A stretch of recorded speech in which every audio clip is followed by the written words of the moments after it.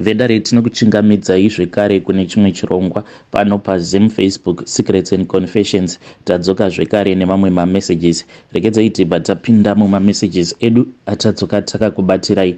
Message yedu yekutanga yakamira sekudai so: hanzi makadi zvenyu mukoma, ndinokumbirawo kuti munge muchindiposterawo nyaya yangu makaviga chitupa changu. Inini ndiri murume ane makore 33 years ekuberekwa.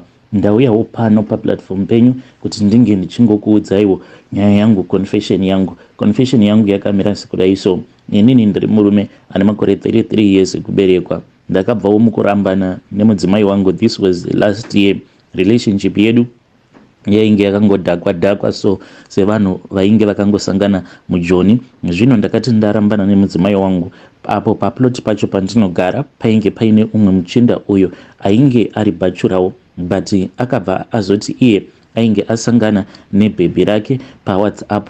Munhu ndokubva atoenda akabva atonotora bhebhi rake kumusha. Izvezvi vatova nemwana wavo 1. Apa ndava kutanga manje kuchifunga kuti munhu wandakagara naye kwemakore nemakore, but hapana kana mwana akabuda. So mukadzi uyu ndakabva ndatanga kutongomuchivirawo izvozvo zvekuti akatongosvika nekutongozvarira mufesi uyo ainge agara kwemakore nemakore achitombozamawo zvimarelationship zvefake zvemuno mujoni. So ndakangoramba ndongomuchiva mukadzi uyu. So iye munhu uya wekuti ari very friendly zvekuti ndakabva ndafungidzira kuti friendliness yake iyo yaainge achindiitira inhau yekuti ainge achitondidawo semakariro andainge ndichimuita, because ndinotomukara zvekutodaro. But unfortunately ndainge ndisingaziviwo kuti ngoti munhu kana ari friendly newe hazvireve kuti anenge achikuda semadiro aunenge uchimuita. Zvakazoitika ndezvekudai so ndakabva ndazombodzokera kumusha ndichida kuenda kunogadzirisa passport yangu iyo yainge yaexpire. Ndiriko kumusha, then muchinda uyo ndo paakabva azondifonera. Akandifonera akabva ati kwandiri mudzimai wake ainge amukumbira kuti ange achitaura neni kuti kana zvichigoneka ndinge ndichizovaunzira maserevhita uye nemaheu. Then ndakabva ndati painge pasina kana problem, saka vakabva vazonditumidzira mari. Then akanditumidzira mari nemukuru yemukadzi wacho. Then ndikabva ndazoenda kune vamwe sekuru avo vekumaraini kwedu. Ndakaenda nezita rake nesenemu yake mukadzi uyu. Ndikabva ndataura zvino nasekuru vaya ndikavaudza kuti mukadzi uyu ndainge ndichitomuda zvekutodaro ende ndainge ndichida kuti ange achizova wangu. So sekuru vaya vakabva vati painge pasina kana problem. Vakanditi ndinokwanisa here kuwana chipfeko chake mukadzi uyu. Ndikati iyi sekuru yamuri kutotaura iyoyo itori long process, because mune munhu uyu nyaya dzedu they are not that deep, plus hapana pandingazogaruka ndangowana chipfeko chake mukadzi uyu apa ndisingadanani naye. Vakabva vati it was not a problem. Vakati sezvo wandipa zita rake nesenemu yake ndichaona kuti vadzimu vachati kudii. Mangwana acho makuseni ndakazomukira kumba kwake mudhara uyu, sezvo ainge akandiudza kuti unge uchizouya futi zvekare mudare mangwana makuseni. Ndo pandakabva ndaenda kuya. Mudhara uyu akandichaja $100 akabva ati zvinhu zvako kana ukangogara wandipa $100 zvinenge zvatoita bomb. Ndakabva ndazomupa mudhara uyu 100 iya. Akabva anditi sezvo iwewe uri kuti hauna access kuzvipfeko zvake mukadzi uyu, hauna here zvimwe zvinhu zvekuti unokwanisa kusvika uchinovapa like zvaizvezvi? Ndikabva ndati mava kutaura manje, mava kutaura zvinomeka sense sekuru. Ndikati hongu, vanhu ava vakandikumbira kuti ndinge ndichivatengera maheu, chikatoni chemaheu zvekare nechipeki chemaserevhita. Sekuru vaya vakabva vati tenga zvinhu izvozvo muzukuru, kana wazvitenga ndikuda kuti unge uchizouya nazvo muno mudare tichangogadzirisa zvinhu izvozvo, then uyu mukadzi achazova wako. So ndakabva ndazonotenga zvinhu zviya ndikabva ndazoenda nazvo kumba kwasekuru vaya. Vakabva vatanga kumwaya mishonga yavo vachitaura zita rake. Vakabva vanditi ndinge ndichinyora zita rangu pamusoro nezita rake pasi. Then vakabva vazosunga kapepa kaike nemucheka. Vakabva vanditi kapepa aka ndiri kufanira kuti ndinge ndichizokarasa after ndaita bonde naye mukadzi uyu, ndobva ndazorasa kapepa ikako. So vari kuti kuzonorasa kwandinenge ndozoita kapepa ikako mushure mekunge tasangana pabonde, mhiko yacho inobva yatotanga kutoshanda zvekuti inini naye mukadzi uyu we will be together for life. So zvinhu zviya ndakabva ndazoya nazvo ndikabva ndazozvipa kumuvakidzani wangu. Iye haana kana chaakamboziva kuti zvinhu izvi zvandakamupa ndainge ndakatozvireverera, uye mumba mangu havatozvizivi kuti ndine kapepa ako kandakanyora zita nesainemu remukadzi wake. Zvingomirira pacho apo pakanzi nasekuru vaya mhiko dzacho dzichangokaruka dzatotanga kutoshanda. Hanzi mukadzi uyu nerimwe ramazuva achatongokaruka atongouya mumba mangu obva atotanga kutondikumbira bonde achiti ndikuda kurara newe. So I am still waiting for that day. Vakandipromisa vakanditi zvinoita muzukuru, but zvaizvezvi the only effect yandiri kungoona ndeyekuti vanhu ava vanogara vakakiyana very rough.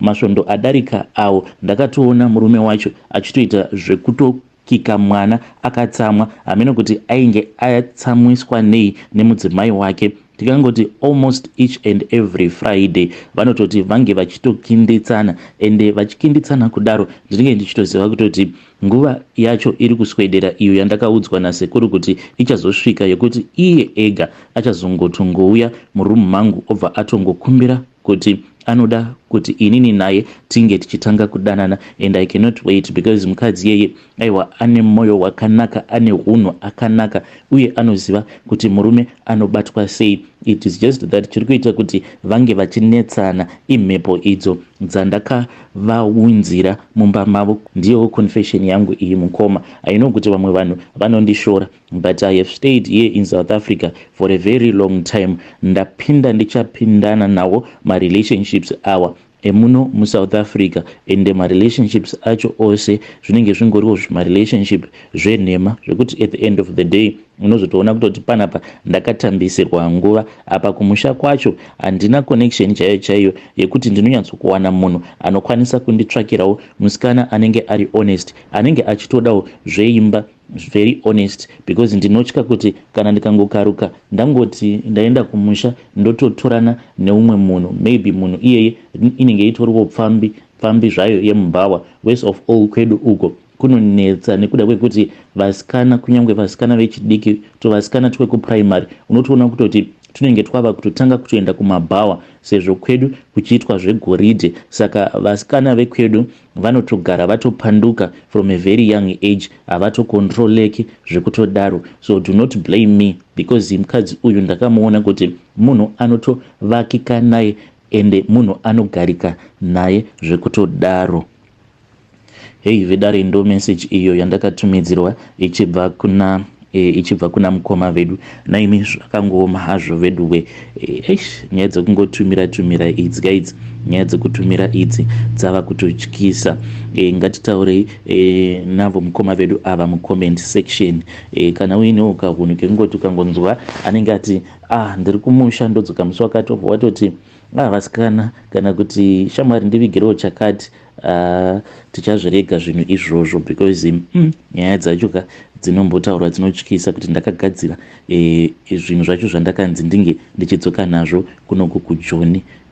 Regedzai tibva taenda panyaya yedu inotevera. Nyaya yedu inotevera yakamira sekudai. So hanzi makadi zvenyu mukoma, ndinokumbirawo kuti munge muchindiposterawo nyaya yangu makaviga chitupa changu. Most of the guys that I sleep with, kana kuri kunzi kana ndiine munhu wangu wandinenge ndichidanana naye, vazhinji vanogara vachingondibvunza kuti ko chivanga chiri kumusana kwako chii chakaitika. Then I find myself ndisingakwanisi kana kumuudza munhu iyeye uyo wandinenge ndiinaye kuti ko chii chakaitika, why ndiine zidzvanga kumusana kwangu uku. So zvakaitika mukoma ndezvekudai. So ndakati ndichipinda mumarriage, and this is the reason as to why ndichichitawo murume wangu. Ndakati ndapinda mumarriage, saka murume wangu uyu akabva azotanga kundichita. Aihura zviya zvekuti aisvika pakuhura kunyange nevana vepanext door, pamba patinenge tichigara ipapo, aitokonzeresa mamwe maproblems ekuti taizotosvika pakutodzingwa iye achingodanana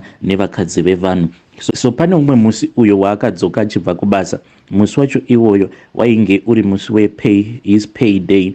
Saka akangopinda mumba akatosvika paya ndichitoaina apa taitogara zvedu muka one room. Ndokubva atongosvika akarova mamudhu ake akatotanga kutochinja achitoratidza kuti ainge aine kwaainge achida kuenda. Apa foni yake yainge ichingobhipwa apa munhu uya wekuti ainge asingade kubatirwa foni yake. Iko zvino zvava kutoita sekunge nani, but kumashure kwese uko foni yake yainge isingabatiwe. Zvino ndakabva ndamubvunza kuti zvino zvamunongopinda mumba apa mava kutoda kutobuda, ko hamundirakidzi, hamundiudze here kuti mawana mari kubasa kwenyu? Munhu ndokubva atotanga kutondirova paya.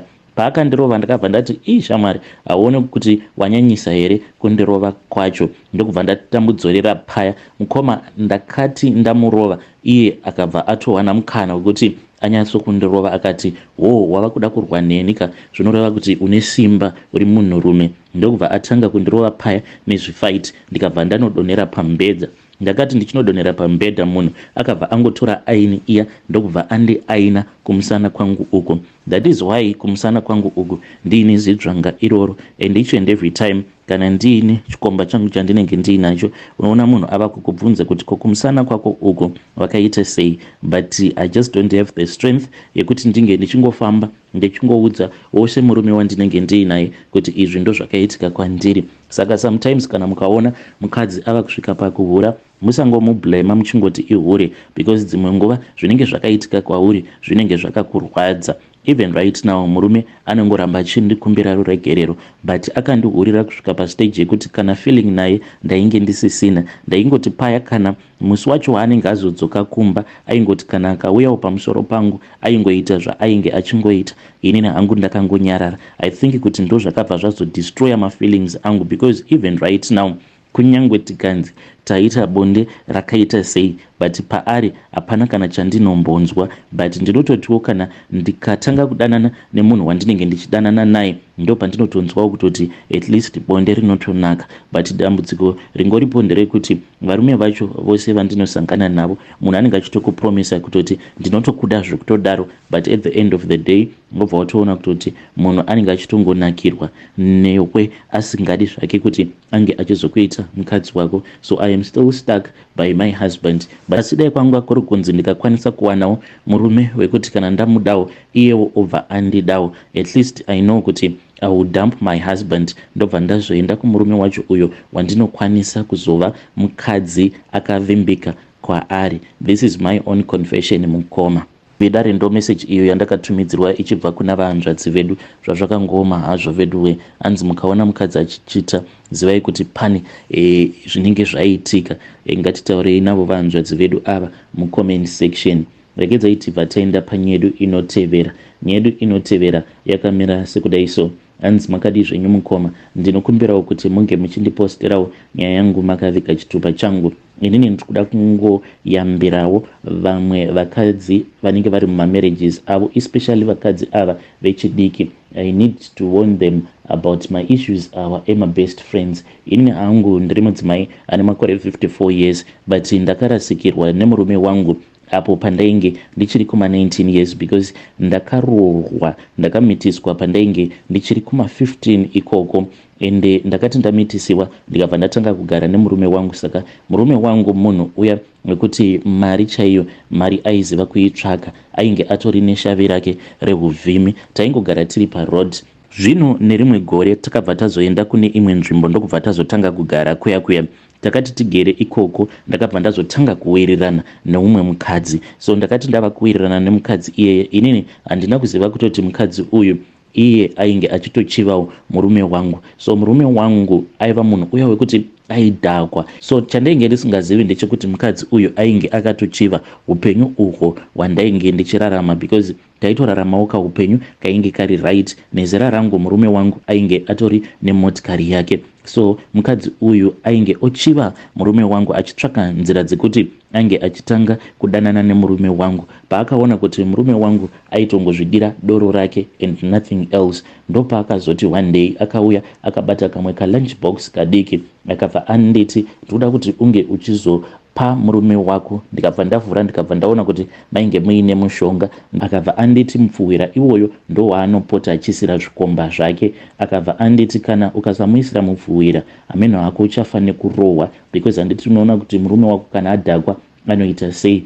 Ndikabva ndazonzi ndaifanira kuti ndinge ndichimubikira, so ndainge ndisingatozivi kutoti mushonga uyu wacho wandainge ndapiwa wainge utori wekutoti murume wangu ange achitofa. Ndakabva ndamubikira murume wangu akafa apo pandainge ndiine 18 years. Akafa dumbu rake richingozvimba, aita sekunge ainge achipomberwa mweya mudumbu kuzonosvika murume wangu achizofa. Ndingangoti kubva zvakazofa murume wangu handina kana kuzombokwanisa ndawanawo munhu wekuti anokwanisa kungondidawo. Ndakabva ndazongotanga kungosangana nevanhu vaingondirwadzisa kuzosvika ndichizotochembera kudai. Handina kana kuzombopinda mune yandingati marriage, ndaingochaiswa mapoto kusvika ndazoramwa. Saka advice yangu kune avo especially vakadzi vanenge vachangopinda mumamarriages, kana ukasangana nemaproblems mumarriage mako, usangomhanyirira kuti unge uchingozivisa nyika yose kuti iyi ndo problem yangu yandiri kusangana nayo. Tanga wadhila nemaproblems ako iwewe nemurume wako, nekuti kunze uko kune vamwe vanhu vanenge vachitoita sekunge vanenge vachikupa magood advices, but mumwoyo mavo vanenge vachitorwadziwa kutoti ugere pamurume. So especially young women that are getting into their marriages, they need to be very careful kuti nyaya dzako unodziudza ani. Iniwo ndakanzwirwa godo ndikabva ndazviurayira murume wangu. Hei vedare, ndo message iyo yandakatumidzirwa ichibva kuna vahanzvadzi vedu. Hanzi ndakanzwirwa godo neumwe mukadzi uyo wandainge ndichiwirirana naye. Mukadzi uyu ainge achidawo murume wangu, akabva andipa mushonga uya ukabva wazotanga kuzvimbisa murume wangu dumbu kuzonosvika achizonofa. Hei, zvakangoma hazvo vedu way. Kana wakambopiwawo bad advice, kana kuti kana wakambopa bad advice, please come with your own confession, uchitiudzawo kuti chii chakaitika. Ngatisanganei zvekare mune zvimwe zvirongwa zvinotevera.